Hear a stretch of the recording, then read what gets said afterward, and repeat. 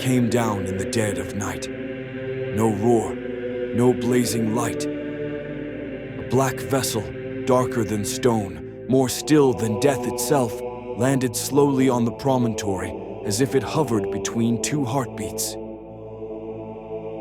The ground trembled beneath our bare feet. The youngest fell silent all at once, and among the older ones, some screamed, not from fear, but from memory. We had waited for them, dreamed of them, invoked them for so long, and they came as if they had always been there.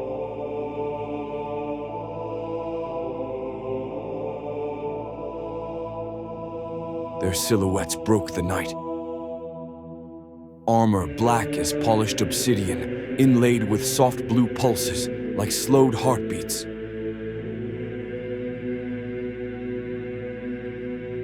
No faces, no voices. They weren't men. They weren't gods either. They were them.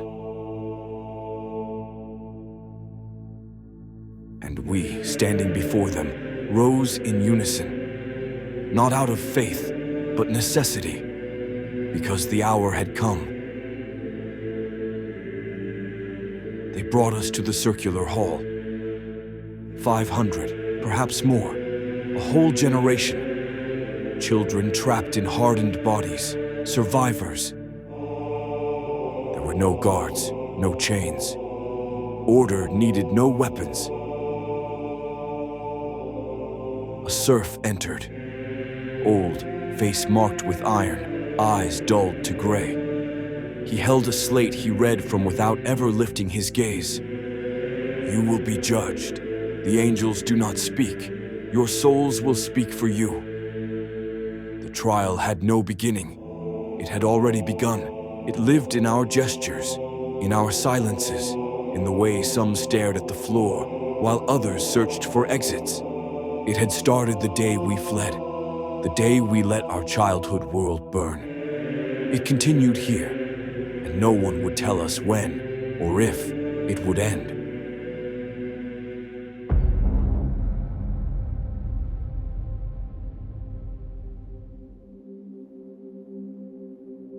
We went in one by one, a long, narrow corridor of bare stone. At the end stood one of them, still, alone. He neither spoke nor moved. But behind the opaline visor of his helmet, his gaze was a blade. Some froze in place. Others fell to their knees without knowing why.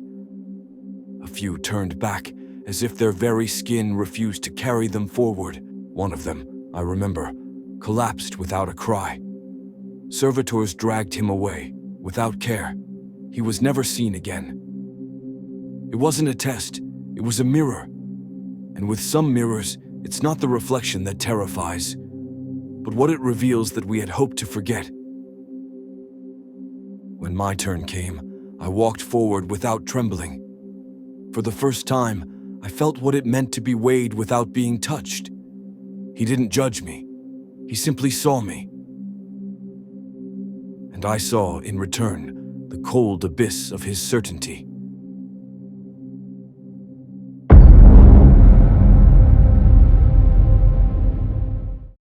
A room, metallic, empty, no light, no sound, no reference points.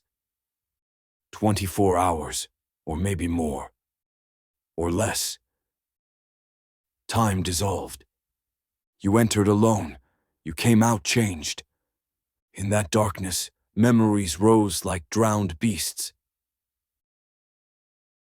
I saw my father again, his hard silence, his calloused hand on my shoulder. I saw Ison, his smile still etched on a lifeless face. I saw Silas, not as he was, but as he might have been. The walls whispered things I didn't want to hear, or perhaps it was my own voice. I felt fear slithering, madness brushing past me. But I held on. I retreated deep within myself, to that place nothing could enter. Where I was only breath, only will. And I emerged, exhausted, but whole.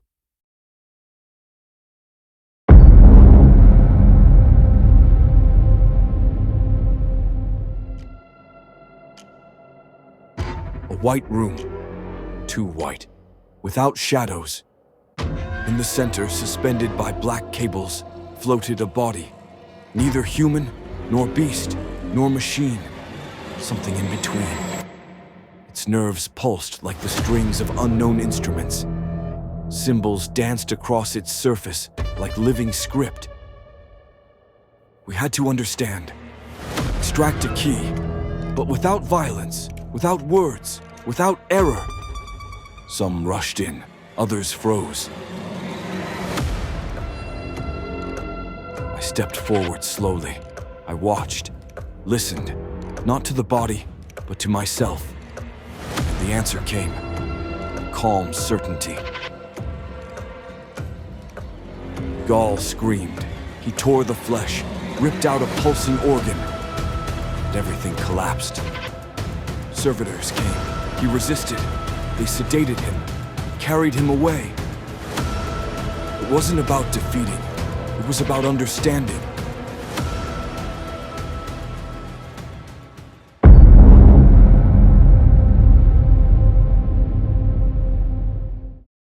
Only 20 remained. 20 young souls at the edge of a world no word could describe. A bare chamber, a cold floor, and before us, a space marine, still as a monolith. Time passed, slow, cruel, no signals, no signs. 2 collapsed from exhaustion or doubt. Others muttered to keep themselves from crumbling. I stayed seated, waiting for an end that wouldn't come. Silence became a scream. Not from outside, but from within. And I understood. This was no interlude. It was a trial. The trial of forgetting, of humility, of submission to something that only reveals itself once you've ceased to desire it.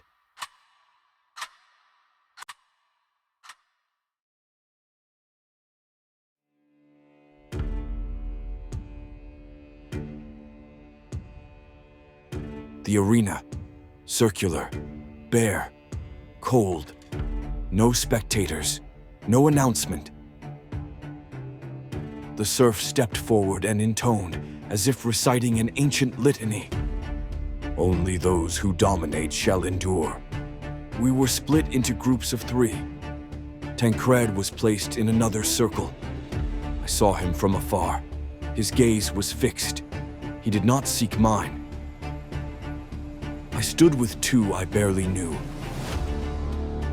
A massive boy with an empty stare, and a thin, twitching one.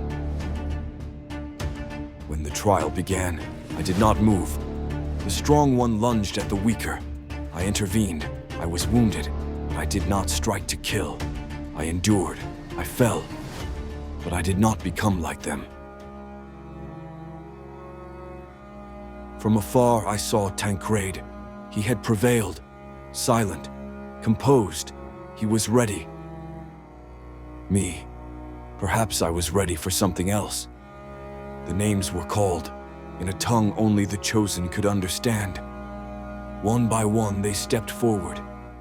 Tancred was among them. He did not smile. He did not cry. He crossed the hall as one walks into another life. I remained there, lying down, staring at the ceiling. I had not lost. I had chosen. And they had seen it.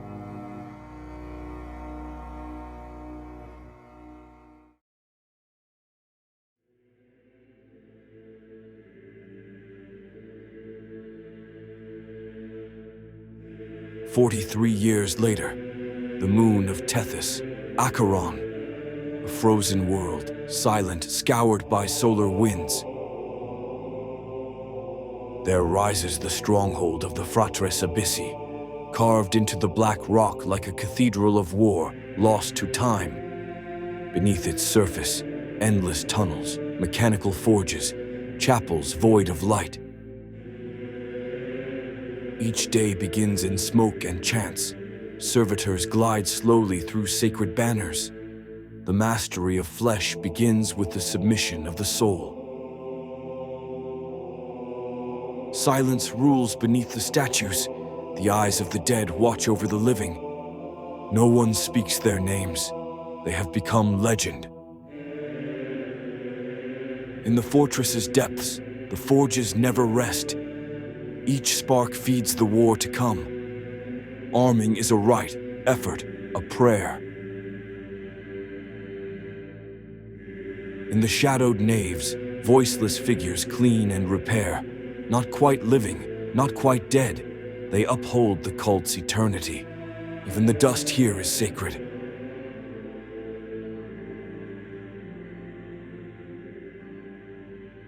"43 years had passed since the trial, and I had remained.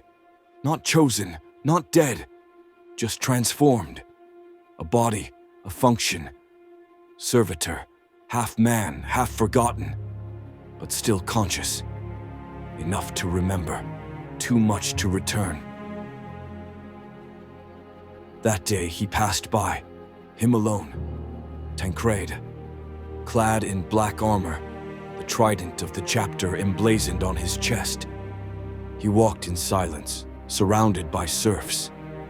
Censers, banners, muffled steps. A slow procession, like a dream carved in stone. I was cleaning a bolter, crouched, back bent. My gestures mechanical, almost ritual. But I saw him, and he saw me. A breath, a vibration, a pause, imperceptible. His gaze, or what remained of it, fell on me. Did he recognize me? Did he remember the cliff, the cold, the line of 20, what we almost became together? Or did he see only a tool, a discarded thing still functioning in the chapter's shadows? He said nothing, and neither did I. But in that silence I felt something else, a hesitation, a memory. Perhaps